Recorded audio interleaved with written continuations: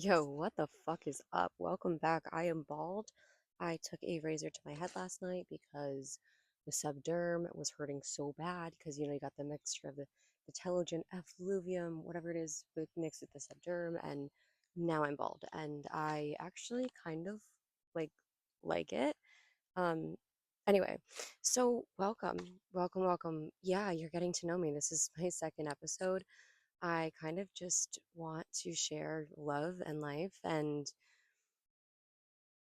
the things that I've seen and experienced. I want to tell you about, but in a way, like, I also want you to be able to immerse yourself in my experience and to be able to learn from it because I have made a lot of damn mistakes. And had someone been able to, preach to me the things that would have, just resonated with me, if I would have been able to be exposed to that a little bit sooner, I think my life would have turned out a lot differently. But here I am, bald with a just recovering, hopeful recovery, nervous system.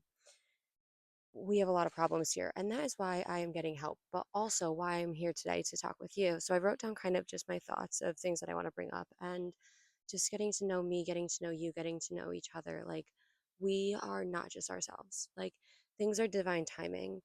I fully believe that we come into each other's lives, we meet each other for a purpose, for a reason, for a season, that we are all sent on little mini missions. And in that perfect timing, someone who's talked to me has the perfect experience to give me the perfect message that only they could, that only they feel empowered to in a certain way because for that person, I would interpret it, in that way. And everything is just perfectly laid out. And we really just have to be and just live and just, I don't want to say free flow, but truly just free flow and live in divine timing. Like, there is absolutely no such thing as a coincidence, in my opinion. Um, we're all interconnected. We're plugged into a perfect puzzle. Like, this is the beauty of the journey that we're on. You say you have no purpose. I say you have a million. Every single day, you have a new purpose. You're right. You don't have a purpose. You have a million purposes. So, how do we know ourselves in a world full of distractions? How do we know our purpose? Like on Instagram, no one likes, no one comments, no one, I don't reach anyone, blah, blah, blah, blah, blah. I go out in the real world and it's stressful and I am scared to talk to people. Whatever scenario, you fall into or that you would consider for yourself, how, how do you know yourself in a world of distraction, right? I've fought with this a lot. I've really given it a lot of thought. I come up with, imagine there was no time. There's no need to perform. There's no set, like, you have 2 weeks to relax. It's more so like you have nothing really to do other than to just live and flow, kind of like how God expected us to, if I do say so myself. Um, but nothing's expected of you. Nothing is expected of you by a certain time or in a certain way. Think about that, right? Just that scenario. Now, would you seek? Would you heal? Would you learn? Would you teach? Would you build?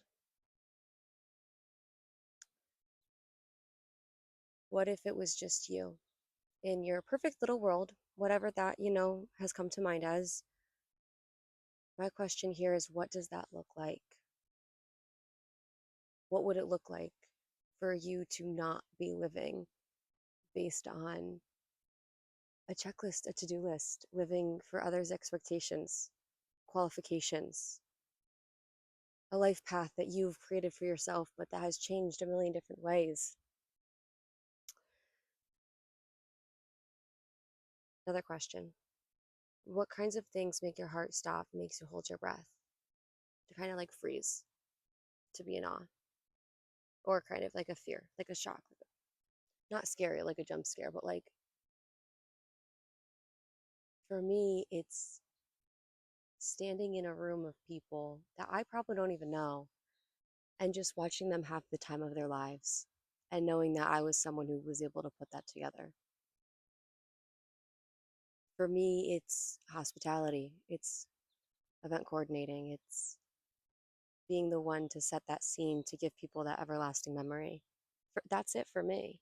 and to do art and to just be creative and again give people those memories, build beautiful homes. Like, I want to give people lifelong lasting memories. I wonder what it is for you though. you know what is it that makes you hold your breath, that kind of makes you be in awe, in love? Now my question here, why does this happen to you? Was it connected to something? I can tell you that I actually hated being around, and I use hated intentionally, being around or in groups of people because I never knew what to do. I never knew who to talk to, this and that. I just never knew. Mostly because I just didn't have things in common with people, especially growing up. I was an old soul. Um, and that's why I love being a cheerleader. It's actually a big reason why I became a cheerleader. And when even that didn't suffice, and after games, I would just kind of beeline it to my car. I then learned how to do that at events, how to have a role at events, how to have a job in events, being able to actively create those memories for people. And eventually, I worked in weddings, and I think I cried at every single ceremony.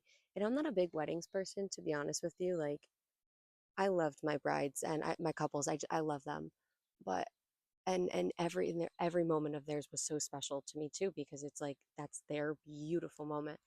Um, I wouldn't go to another wedding venue unless it was a group that I really liked. Anyway, that's a little bit off topic. Last one here, last question for you. Do you want to continue with how you're living? These cycles that you have, whatever it is. Mine is waking up and stalling until it's too late, until I don't feel like doing anything anymore, and then finding something else to do. It's distracting myself until I can't do anything else. Um, it's putting too much pressure on myself and then not feeling like I'm living up to anything. What is it for you? What's your cycles? Do you want to continue living those? That's why I got my butt up and came out here.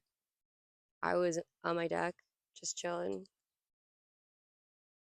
I did not have to be out here today thinking about it. I did not have to be out here today walking around, finding a location, writing down all my thoughts, putting human clothes on.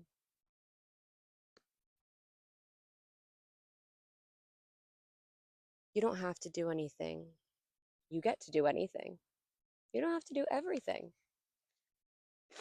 but you can do whatever you want. You have free will. So, what do you want to do with your time? If you could change one thing about what it is that you're doing in your time, what it is that you're investing into your life, what would you change? Would you change where you're investing it, how you're investing it? For me, I need to start investing it. I withhold too much until it's like kind of tugged a little bit out, but not ready. So it's just not like, didn't marinate long enough. Anyway,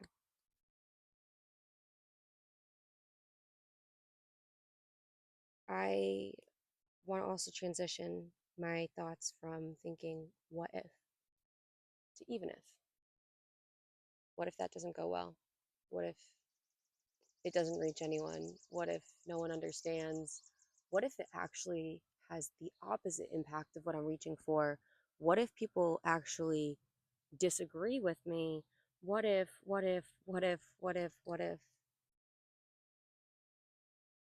Even if people don't see my perspective, we had a critical thought.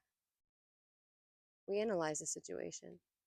We came up with other ideas. We brainstormed. We created new thoughts. We challenged ourselves so much better than being on social media, having this brain rot going through our heads. Good. I hope I say something that disturbs people, that makes people get up and think.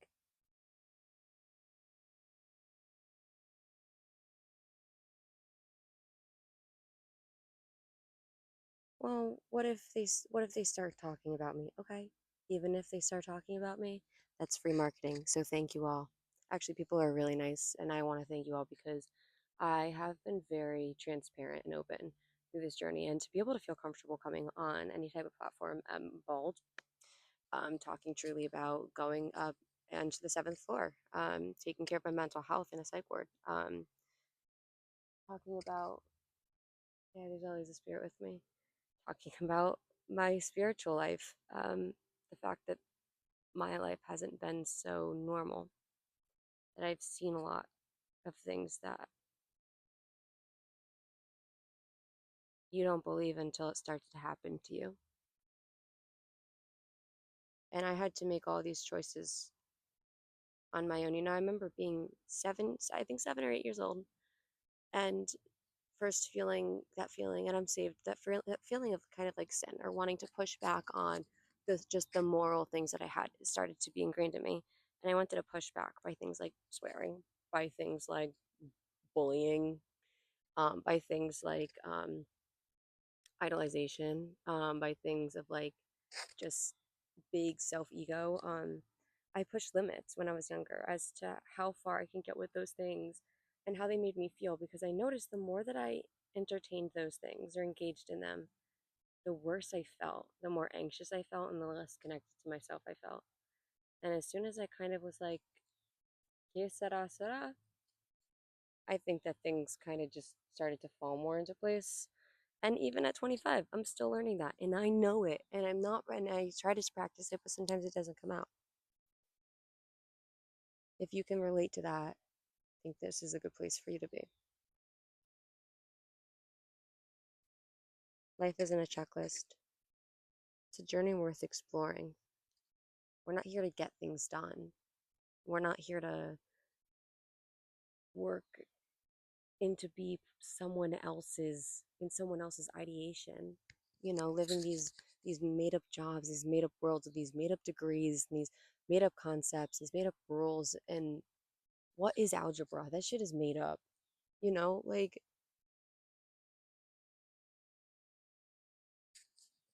mitochondria is the powerhouse of the cell. It's actually mitochondria is apparently not even the most important part of the cell. So I don't even know what school's teaching this. Anyway, that's a bunch of stuff that I was thinking about. And, all glory be to God that we're here today. And thank you so much for listening, friend. And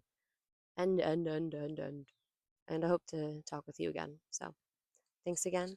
The Joyful Journey on Spotify. Love you. Oh, check out my just everything, www.courtneyandrews.com. If you have any questions, you want to reach out, you want to connect, it's COURTNEYANGERS @gmail.com. All right. I love you.